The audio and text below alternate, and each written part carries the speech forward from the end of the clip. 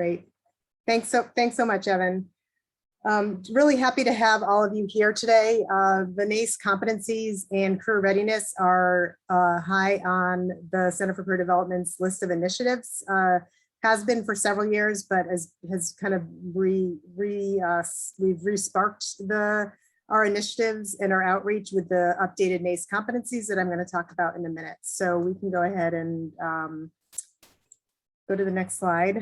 So just for context, several of you already know about the National Association of Colleges and Employers, NACE, which is a professional organization that career services and college recruiting oversees and is an umbrella organization for. And they have, in 2015, they developed or they provided some context for skills and competencies that employers are looking for students to be successful when they graduate and go into entry-level jobs. And those competencies were recently updated in 2021. And I'm going to go over those in a couple minutes. But what's really important about this is these competencies are certainly skills that employers are looking for and help to make students successful in entry-level jobs, but they're also skills that students really need to have to be successful in life, to be successful in graduate school or other postgraduate opportunities. So when we talk about career readiness at UConn, we're not just talking about career readiness for entry-level jobs, we're talking more broadly than that. So I'm going to share a few of the updated competencies now. So you can, I'm actually going to have Steve or Evan put in the chat Becoming Career Ready, our website. So you'll have this content, and we'll be going to that website in just a minute. But a few of the competencies that I would like to highlight are career and self-development, which is a new reworded competency, which really focuses on developing oneself through professional and personal learning and awareness of one's own strengths and areas for development. And we're going to talk a little bit more about those strengths and areas for development in a few minutes. The next one is equity and inclusion. And this is the ability to work with and engage with people from different backgrounds, as well as engaging in anti-racist practices. And then professionalism is the other one that's been tweaked a little bit. And this is the demonstration of effective work practices with the understanding that work environments differ greatly, and adaptability is very important. So the rest of the competencies are a little bit more common. Again, you'll be able to see these on our website. Nancy, can I just share something really quickly? Sure, Danielle. Hey everyone, my name is Danielle DeRosa. I work in the NEAC school, and I'm grateful to be here. I think one thing on this career competencies that I talk a lot about with my students, and I hadn't seen this, so it's interesting the ways in which NACE uses anti-racist practices. I think it's really important to name that our ideas of professionalism are oftentimes in tension with anti-racist practices. And that's complicated, right? And I don't offer that to say that we need to solve that issue, but I think it can be helpful to talk about it with students in a way that's really transparent. So just sharing that with the group for what it's worth, but it's something that we talked a lot about in our class, because I think those two things are inherently in tension with each other. Yeah, thanks for bringing that up, Danielle. We've actually also started talking about that within the Center for Career Development as well. And it's a conversation that's been happening through NACE and some of the other professional organizations at a national level. So I'm sure that there'll be more dialogue, continued dialogue on that as we move forward. So I appreciate that. So I'm going to turn it over to Steve. All right. Some context of what we've been doing within the Center for Career Development around career competencies. Thanks, Nancy. So within the Center for Career Development, we have created a career competency work group and to really take a look at what we have and how we can help our students learn about these competencies, develop their competencies, and be able to talk about them. So a couple things when the work group was first established that we did to kind of get going. First one was to research other institutions. We took a look at other schools' career websites, at their general websites, to really see what they had in terms of the career competency. Was it something that was clearly a part of what they were teaching within career and professional development? Was it something that was clearly ingrained within the curriculum or the school as a whole? We really wanted to see what was out there, what was being offered, and what sort of information schools had on their websites. After that, we took a look at the updated competencies that NACE came out with. So as Nancy mentioned, the original competencies came out in 2015, and then new updated competencies came out in 2021. So we wanted to take a look at the new terms that were being used, the sample behaviors that went along with them, to really figure out if these are the competencies and the terminology that we wanted to use with our students. Did we think it was or did we think the terms were things that our students were going to be able to really understand and start to utilize on their own? And after looking through everything, it was something that we wanted to align with NACE and use those same terms and sample behaviors. And we'll learn a little bit more about those in just a second. We also took a look at some of the research that NACE came out with when it comes to competencies. So they recently came out with information from a study that was conducted over the course of 2 years. Over 37,000 students participated.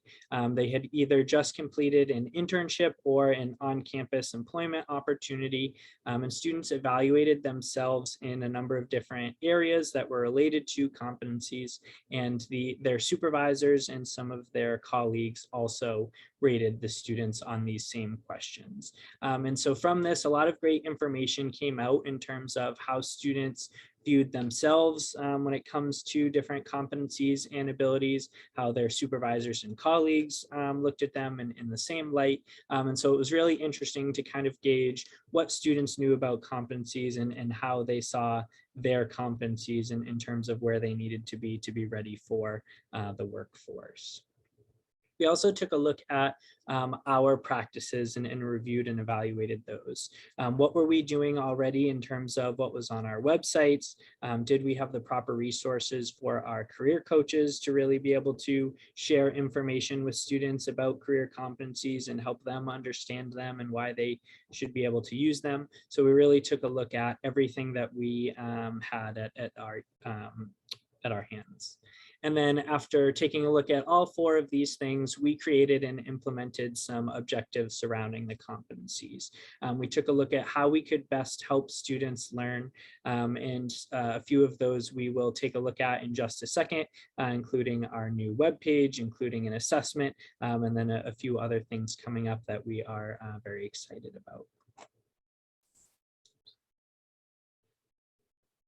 And I will turn it over to Nancy to show us the new web page. Great, thanks so much, Steve. If you want to follow along, you can certainly click on the link that was provided for you in the chat. But I'm going to go over our Becoming Career Ready webpage. This is one of the initiatives that Steve had mentioned that the competency group developed. And as you can see, it is on the menu, our menu up top. We believe that this is very important. And it is one of the 4 goals that the Center for Career Development is focusing on this year. So we developed Becoming Career Ready based on NACE's Career Readiness Initiative. And we decided to use Becoming Career Ready because in our conversations within our office and with others outside, faculty, staff, employers, and alumni, it's really evident that no one is ever career ready. We are consistently and constantly updating our own competencies, enhancing our own competencies as we develop in our own careers. And students have also come to the university with competencies that they've developed throughout high school and the activities and learning that they did before they came to the university. So we wanted to make sure that the concept was becoming career ready and that it's something that that wasn't started at UConn and doesn't end at UConn. So what we thought was really important was the what and the why. So we want students to know what is becoming career ready, because that's not a concept that students just inherently know and understand. So we focus the first part of our website on what is becoming career ready and why is it important. So they understand what it is, but even more importantly is understanding why becoming career ready is important. Helping them develop competencies that will help them be successful in the job and internship search, as well as when they are working or in graduate school. And understanding too that the competencies that they're developing are not just ones that will help them post-graduation, but they're also competencies and skills that are going to help them as students. So the more they think about building competencies and the competencies that they feel that they need to develop, and the more action they take on that, they might find themselves having an easier time navigating the University of Connecticut, their courses, and the other things that they're doing. So those are some things that we really wanted students to understand as far as becoming career ready.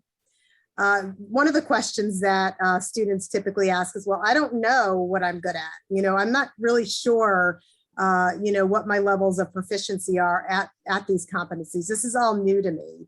And students certainly have come to the university with different levels of proficiency in all of these competencies. And we want to make sure that they understand what these different proficiency levels are. And we have a resource on Focus 2 called Am I Career Ready that we've tailored to the University of Connecticut and the different types of opportunities available at UConn. And I'm going to pause on that. And for now, Steve will go over that in a couple minutes, a little bit more in depth. And we did send that to you all earlier yesterday, so some of you might have already taken that assessment as well.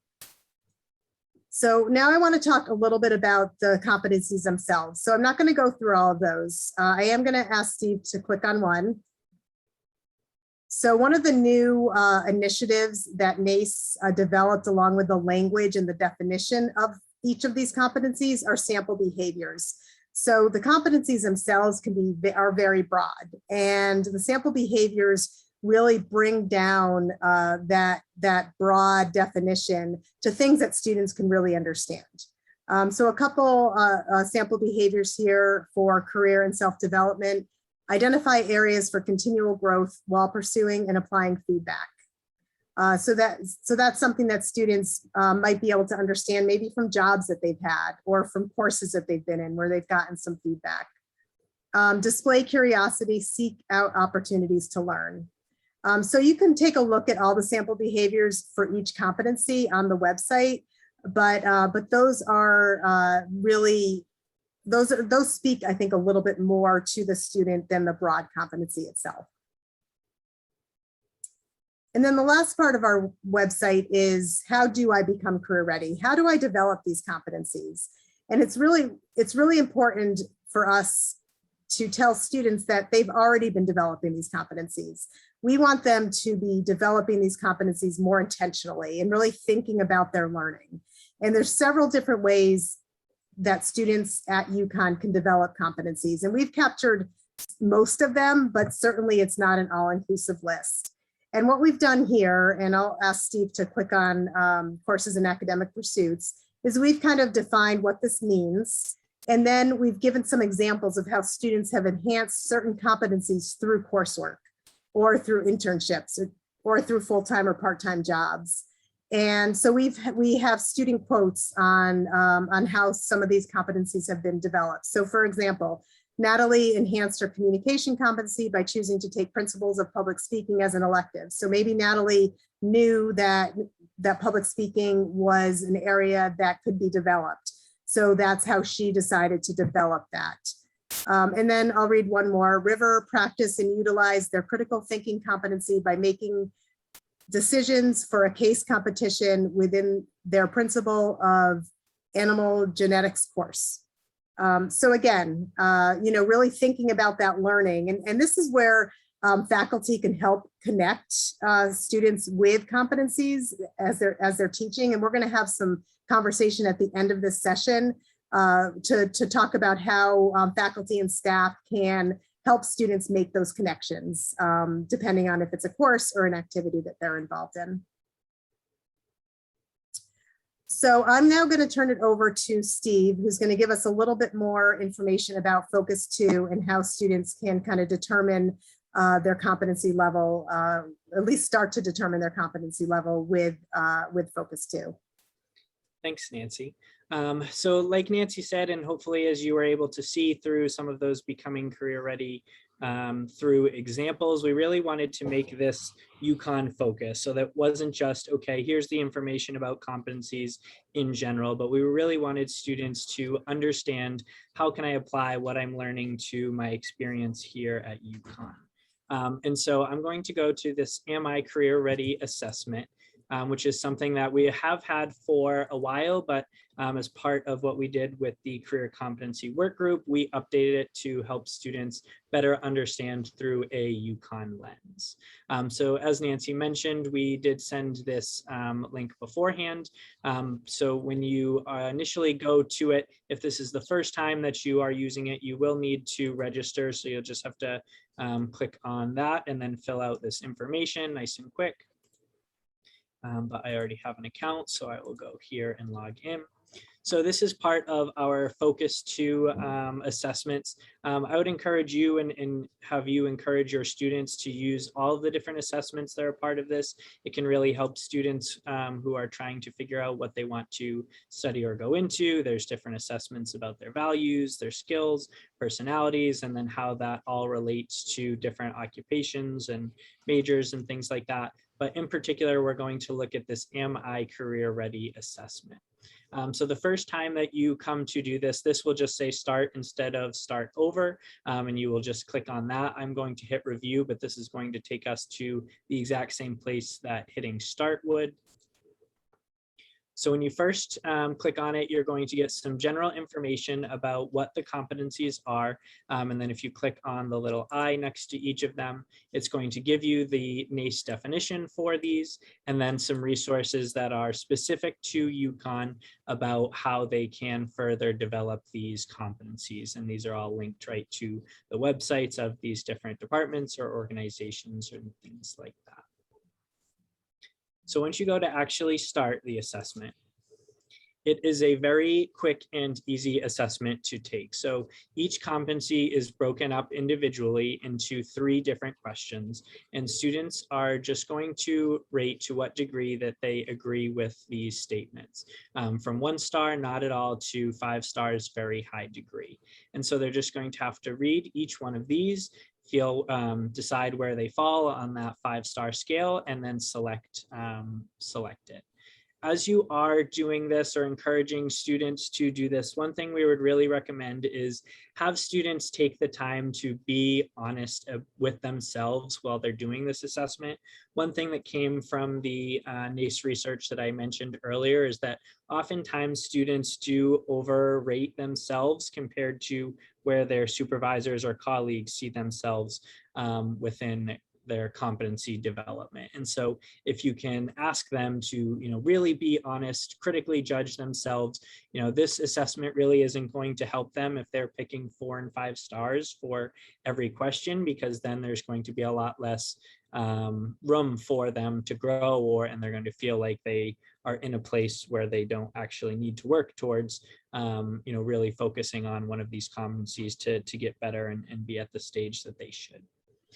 So this is the critical thinking one, but it is the exact same for every competency. So these there are 3 different questions, and they're going to rate on that 1 to 5-star scale.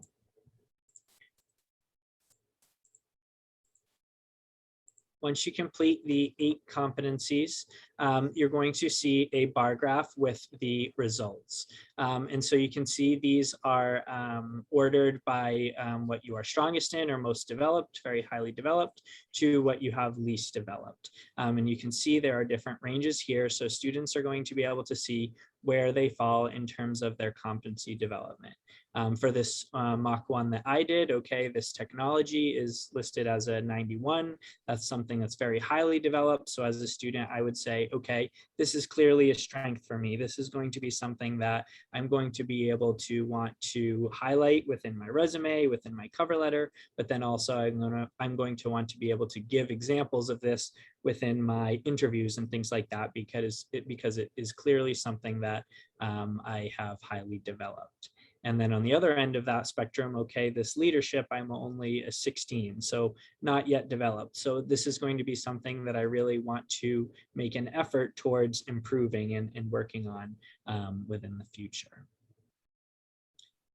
And then the next step of this assessment will bring you to a page on each competency. It will give you that feedback of where you were developed, just as we saw within that bar graph before.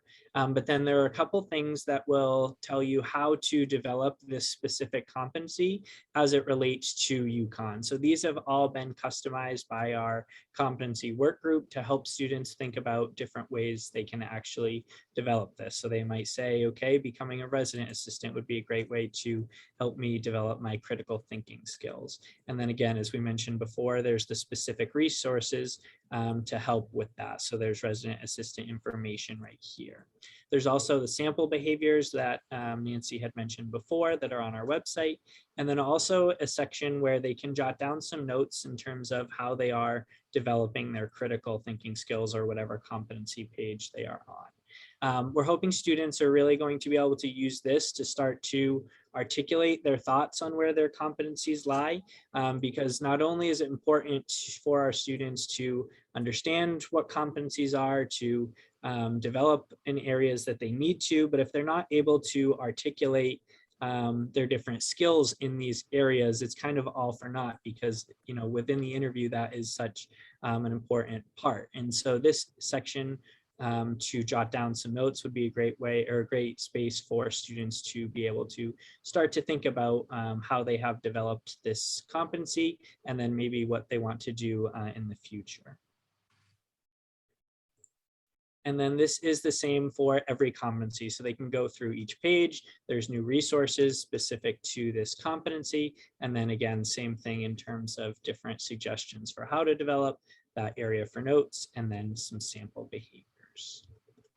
The great thing about this assessment as well is that you can take this assessment as many times as you want on Focus 2. So you may be working with a student, they get a sense of where their competencies lie, and then they go through an internship experience, or it's been a year since you last worked with them. It would be a great recommendation to say, okay, let's have you take this Am I Career Ready assessment again and see where you have developed. What did that internship help you with? What are areas that you still need to improve on? And so as you're looking for another internship or another opportunity on campus, you can say, I want to make sure that this experience really addresses the competencies that I'm still lacking.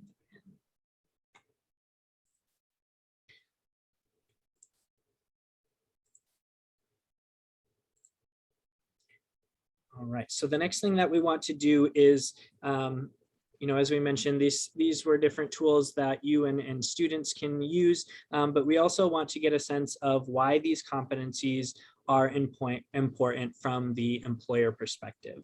So I welcome in Mark from Synchrony Now. I have some questions for him to give us his thoughts, and then feel free to put any questions that you have for Mark in the chat as well, and we will get to those in a little bit afterwards. So Mark, first question that I have for you from the employer's perspective is actually one that's a little bit outside of the employer perspective, and a couple different steps to this question. But you mentioned you were an alum of UConn. So can you please reflect on your time at UConn as a student? Well, you may not have known the technical terms for them at the time. How did you learn about and develop your competencies? Sure, thanks, Steve. So when I think about my college career, I truly can separate the learnings from being an underclassman to an upperclassman. Reflecting back as like a freshman and sophomore, you're typically in these large classrooms, in a course that maybe you don't plan on pursuing as a major, And you lose a lot of that intimate learning that you had in high school, when it was a 20, 25 person class, for many of the schools at UConn. And so I actually think that this is often, more often than not synonymous with how the real world was, but the learnings were so invaluable nonetheless. So one of the best learnings I had, from my personal experiences, from my liberal arts and science courses, and I should probably say that I was a business major in management information systems.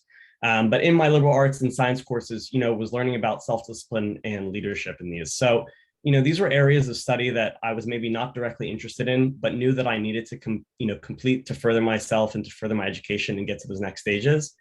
And, self-discipline stems from, you don't have that sheltered educational experience anymore, like you did in high school, maybe. You're expected to learn at a specific pace. You need to study on your own time. You don't have mom and dad there. And, you need to be ready for exams when they happen. And so if I try and, draw a parallel between school and the workforce, as the workforce matures, we're beginning to value, micromanagement less and less. And so that ability for someone to be able to do what they need to do without being told, or watched is vital. If, for a lot of us, who've been working from home for the last year and a half, there are colleagues of mine who maybe aren't lazy, but didn't develop the skills in college where they were able to work independently without, that oversight to excel to their full potential. And so then, bringing this into leadership, a lot of the leadership, opportunities and skills that I gained was, came from group projects, and a lot of the freshman and sophomore classes or labs or whatever, you're paired with strangers, and you need to be able to take the lead if you want to get the job done sometimes and done well. And so, sometimes, in every 3-person group, as much as we hate to admit it, there's someone who leads, there's someone who follows, and there's someone who does the least amount of work. And so while thankfully people are more engaged, in the working world, I personally learned a lot about stepping up when there's no clear leader, learning to give direction, learning to trust in other people, how to communicate effectively. I think that is one of the most vital things that I learned from UConn and those sort of scenarios, because very rarely, at least, and again, I'm speaking about, financial services and my own expertise, but very rarely do we have what's called individual contributors anymore. People who, work in a silo, they don't really interact with people. They're their own manager and such. That's not really as much of a thing. You're constantly working in teams. You've got, a structure below and above you. And so it's super important to be able to learn when to be a good follower, when to be a good leader, and how to work and communicate effectively amongst those people. When I look at my junior and senior year courses, typically this is where you have that smaller environment similar to high school. And that, again, taught me a great deal of the importance of communication and really time management. So, on the communication front, your interpersonal skills, they need to be extremely sharp, because now that you're in these smaller environments, you're participating more in class often, you're raising your hand, you're having real discussions with your peers or your professor, that maybe you didn't have in that lecture hall class. And then at least in the business school, we had basically every project was a group project, which was really interesting. And so, I had other students also passionate in the subject who brought different lenses to the table. And so, even when I look at one of those competencies where it's your global understanding, your ability to have teamwork, I think that's, some of the skills that I learned, as well as, communicating effectively, the ability to persuade, and most importantly, probably the ability to understand other people's point of view. Because when you're working, you'll be in such a diverse environment with people from all over the country and, all these different types of backgrounds. And so you need to be able to take in those opinions, understand them, and then, work through or prioritize, how do we want to go about completing this or achieving the organizational or team's goals. And then lastly, I know I'm going on this, but time management, I found, and I'm sure most of us can agree that, come junior and senior year, your life's a lot busier, right? You are breaking up your time better with studying at certain times. You've got your classes that you need to attend. You've got socialization time. And then for many of us, we're working in parallel. And so the ability to manage your time efficiently, again, especially when you are in a less structured time of your life, time management comes into a big factor. And that's the same in the real world. As I said earlier, we don't have managers typically who are checking your status. Are you online? Are you clocking at 9 o'clock? Are you ending at 5 p.m.? And so I thought that, those skills, at least for me, when I look at some of my coworkers who came from other universities, UConn did a particularly great job at providing me those opportunities and events that kept me engaged. I had professors, that were extremely like respectful, enough as like you mature in your academic career, they're frank with you on expectations. There are less surprises that it allows you to plan your schedule accordingly and so on. And so that's just a little bit of my insight from my experience as a underclassman and upperclassman. Excellent, thank you. So now really shifting to that employer perspective, how does Synchrony view competencies and how does that factor into the hiring and training process? Yeah, this is an interesting question. So this is probably applicable to most professions, maybe minus the sciences, but at Synchrony and a lot of other major companies, I genuinely feel like there's a general assumption that we can teach you what you need to know to do the job. You just simply need to prove that you have the mentality and that you're capable to learn, essentially to learn it. And as a result, the NACE competencies are great indicators of this. So like, as someone who hires a lot of students, right out of college, a lot goes into measuring a student's aptitude in the interview process. And so I personally evaluate competencies based on experiences that an applicant has had, as they can often tell you, a more honest story than maybe their GPA or course curriculum of what sort of employee they'll be. And so, one question that, myself and my colleagues often ask, is super simple. Tell me about a club or a project you've worked on. And, we're actually able to get a lot of insight from the follow-up conversation. So that can be follow-up questions like, what drove, let's say they joined a club and they're telling us about it, what drove them to join the club? Where's the passion behind it? Has there been any conflicts? Learning, I get to feel, how are they with conflict management? Were they able to overcome them? Were there issues with the teammates, or was there an obstacle in the way? How did they deal with change management? Did they take a leadership role? If not, why didn't they take a leadership role? How are they working with other people? Can they manage their time efficiently against other competing priorities and so on? And so, I can extrapolate key competencies like teamwork, conflict management, communication, and so many more with just this one question, which can directly translate into situations that will, 100% occur, once we're working professionally. So when it comes to, training in the workplace, as long as we have some of these skills already present, we definitely feel that we can hone them further. But, I think that when looking at the hiring and training process holistically, having these students come in with those base experiences, are super, vital. And so, even going back to the assessment you were just showing, I think that, that last page where it shows you, I have a screenshot on my screen of it, when it shows you, for am I ready, where are some areas that necessary for improvement, or the area that offers resources or experiences for students to do these things outside of the classroom.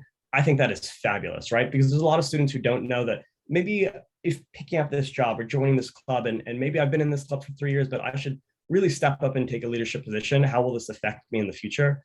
I think that is just fantastic. And that's going to just bring such a stronger candidate to, our company and all the other ones hiring right now.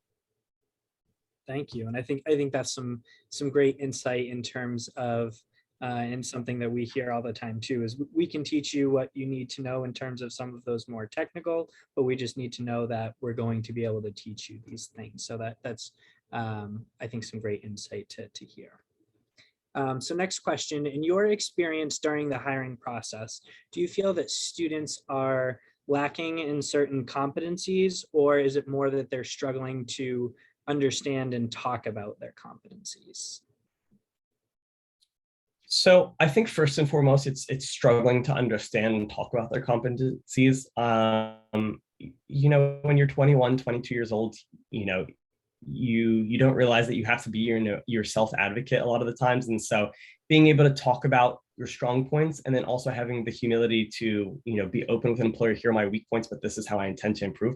That's super new. And that just comes with experience. And, all of us have done countless interviews in this, this virtual call. And so, we know that by this point, but I think that communicating that to students earlier on is fantastic, or would be fantastic. I was fortunate. I took Kelly Kennedy's, early career development course, which was a mandatory 1 credit class in the business school. And so I learned a lot of that stuff, early on, and I don't know where else I would have. And so that's a big thing. So hopefully that can, get, be made available or through the career champions like you guys, be made available to students outside of the business school, because it's just super critical. One thing I would say, though, in terms of competencies that maybe the students are struggling with, that, again, I personally interview. I have a technology background, so management information systems, for those of you who don't know, is kind of a hybrid between business and technology. And so I hire a lot of computer science engineers and a lot of MIS majors. And one difference that I see between the two is when I speak with the engineering majors who apply for our technical roles, they often have a lot less experience working in teams. And I'm not sure if that's by design of the curriculum. Again, I'm not going to sit here and pretend like I know or make any assumptions. But they often have significantly more time-consuming work than non-engineering majors. And so when I ask them questions about projects or how they overcame things, we see a lot of I instead of we in the conversations.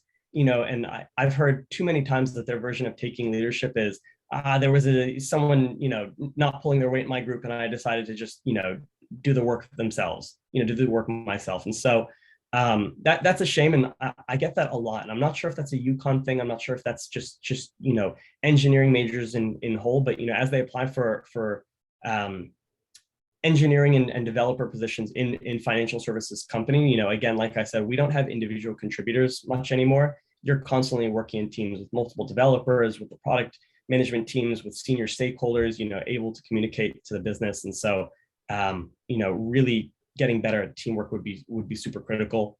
And then the interesting is, there's a thing called senior design. And so by the time that comes into play, which is, a truly unbelievable experience, I find that they've often missed out in being able to talk about it in the internship interviews, which, and even the fall semester of their senior year, which is a shame because it takes up the entire senior year.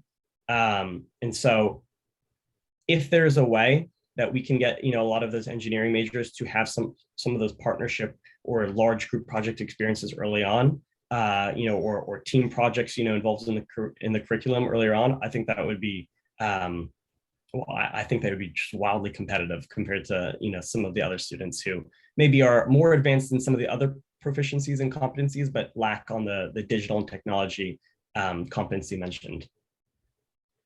Great, thank you. And so from your experiences working at Synchrony in your day job and as a leader of the Synchrony DTC, what are some of the challenges around competencies and working with new staff or interns? And to go off of this, how can career champions help to alleviate some of those challenges or best guide and assist students in their learning?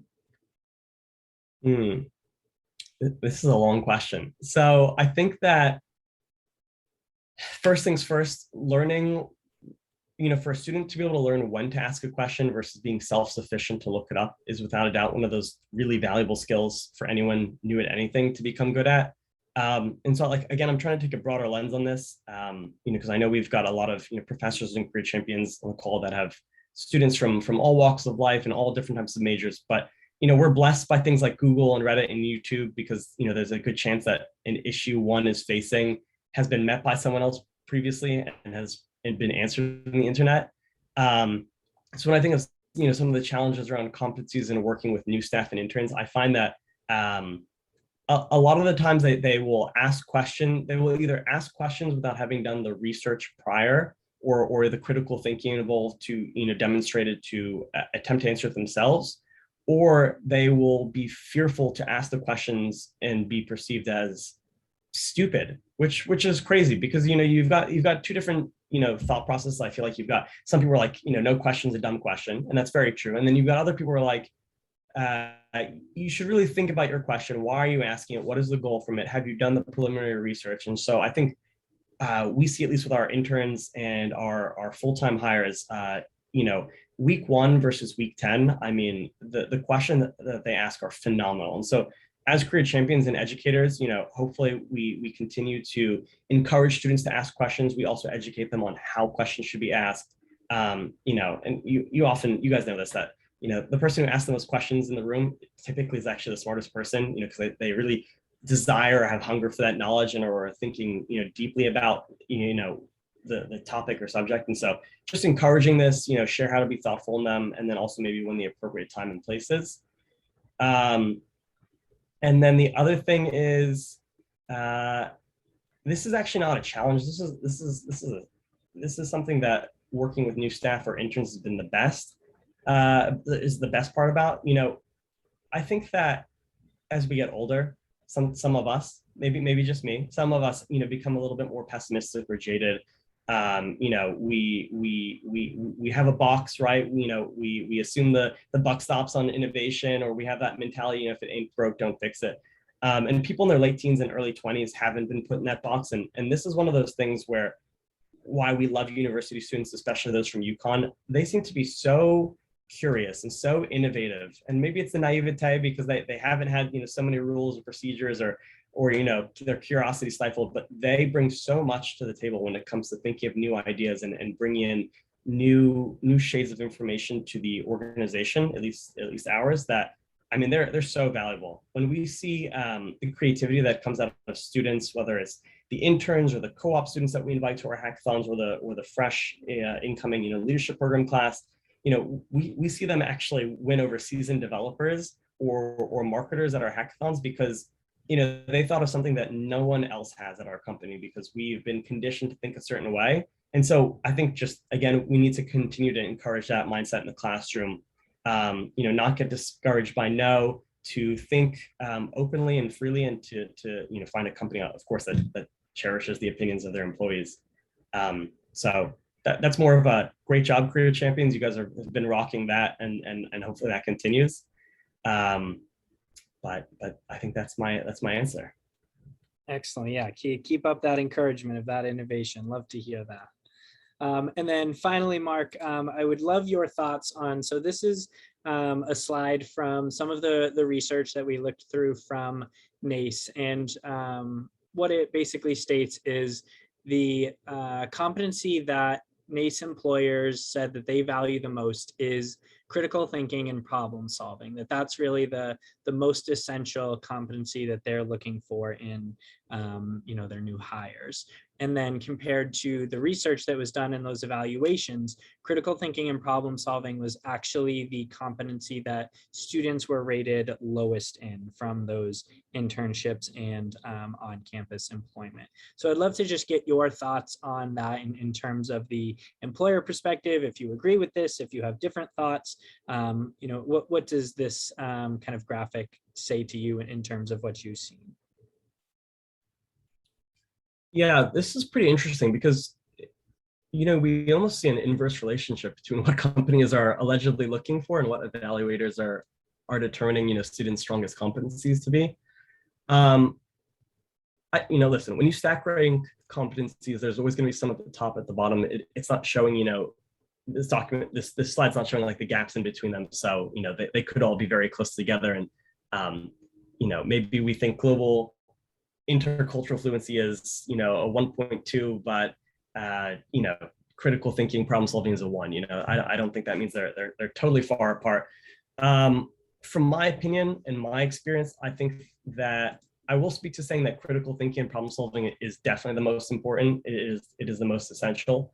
And the reason why I say that is, and this is, I think, an area where maybe the education system and companies differ most. I think as students, we often are in a position where we, receive material to learn, we study it, and then we're tested on it. And it seems very transactional and almost binary. Did we do well or did we not do well? Did we get the answer right or did we get the answer wrong?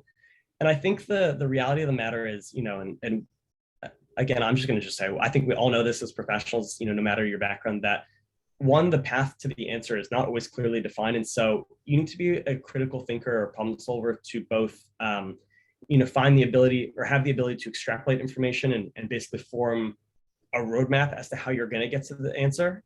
And then two, more often than not, there are multiple answers, or there's no right answer. There's just good, better, best answers, right? And so, I thought that in the business school, we had a lot of these like open questions, or open answer questions where it wasn't like a multiple choice where one is right and four answers are wrong, but you could really defend your viewpoint. I know, again, in areas like math and the sciences, that's probably less of the case, but I think that's just a general skill, important in general, to be able to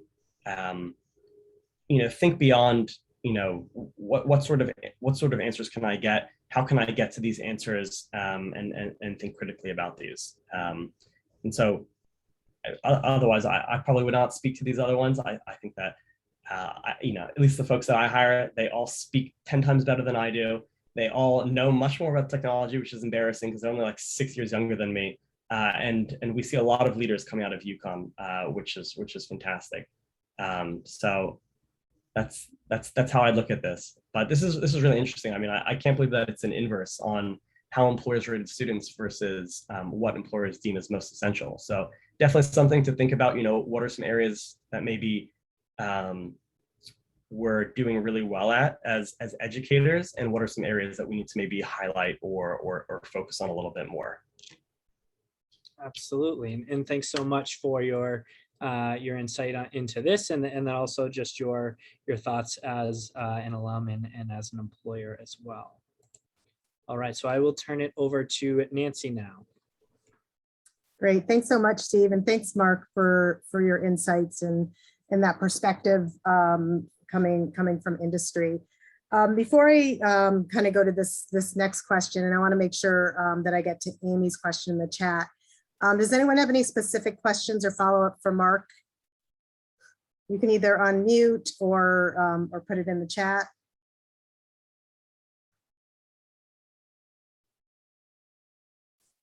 Okay, so those might come as we continue, but we really wanted to take in the next several minutes and talk about how we as career champions can embrace career readiness and really help students understand some of the competencies that they've already developed but have a hard time articulating, per what Mark said and what we've heard from multiple employers in lots of different industries. But I'm going to start with Amy's question that was in the chat because I think it's a really good one. And Steve, if you can stop sharing, I think that would be awesome. But Amy had asked, how can she, as a advisor to pre-professional students who are in allied health, how can she incentivize these students who still have to go on to graduate school to get into their profession to take AMI Career Ready? So I figured that there's folks here who are in similar positions who might have some suggestions for Amy.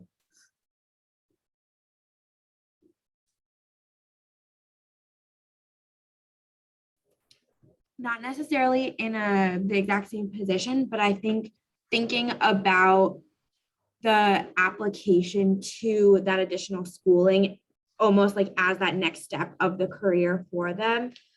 So I know, especially like for med school, for example, there are a set of competencies that they look for in med school candidates, and being able to talk about those in addition to how they as an individual are prepared, like, kind of taking that schooling as the profession and using this to help them get into that so that it's part of the process would be my thoughts and recommendation.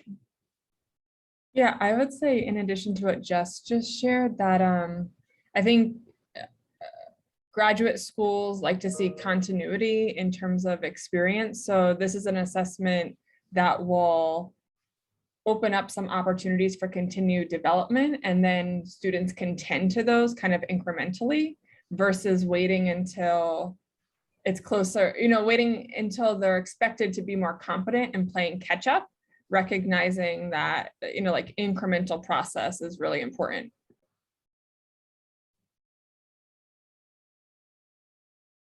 And these competencies also help them while they're here, while they're doing an internship or while they're in a, taking a class or in a leadership role. It's not having to wait until that graduate program or job. So, and then I like Judy's response as well. Let advisees know you'll be requesting a copy of the assessment with the information for letters of recommendation. Nancy, I also just had an idea that we do a lot of independent studies, and this might be one of the assessments that's required as part of an independent study or as part of an internship. That, you know, if the student is not willing to share the actual assessment, maybe a reflection of completing that assessment. That could be, I like that. The Yeah. reflection. yeah. And I think earlier Mark said, well, how often should students take this? But I think if they are doing an independent study or an internship, it's great to take it before, and then it's great to take it after. So you can, you know, as a self-reflection opportunity. Absolutely. Great, thanks for the question. So my next question is, how can we help students draw those lines? So, you know, draw those lines to competencies that they've already been enhancing while they've been at UConn. It could be through a classroom, could be through a course, it could be through an activity, a leadership program, an internship. You know, when they come out of those, sometimes they just have you know, they gain a lot of great experiences and enhanced competencies, but they really have a hard time articulating those in a, you know, in a conversation, in an interview. So how can we help draw those lines for students?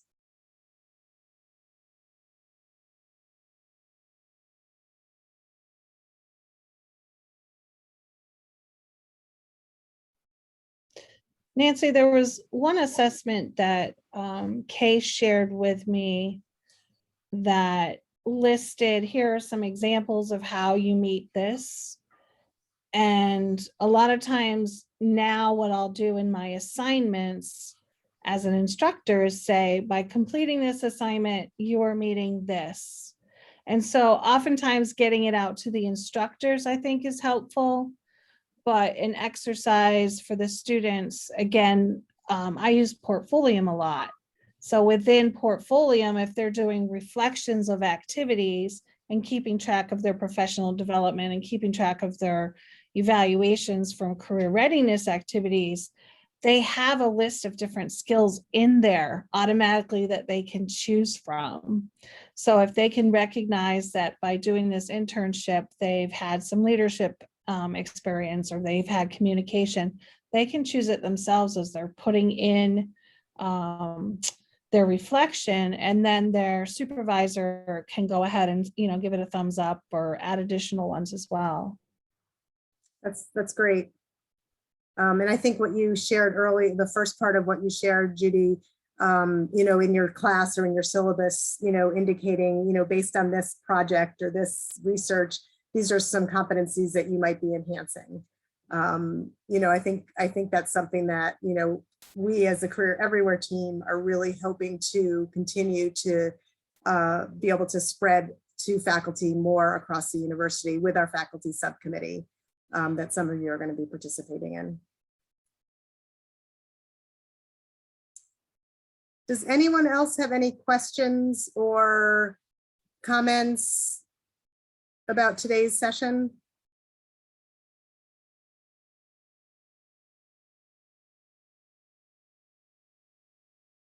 Well, we really appreciate you being here. I will put a plug in for Judy and Danielle will be presenting on using career-related modules and incorporating career into the classroom in December.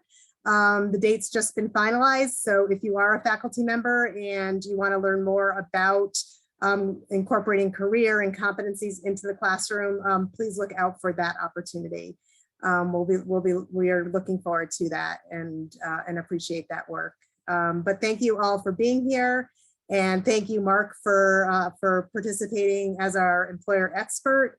And we will be seeing you soon at another session. And just a reminder to everyone that this session was recorded and you will receive a link to view it if you'd like to review at some point tomorrow. But I'd like to also thank Nancy, Steve, and Mark for their time.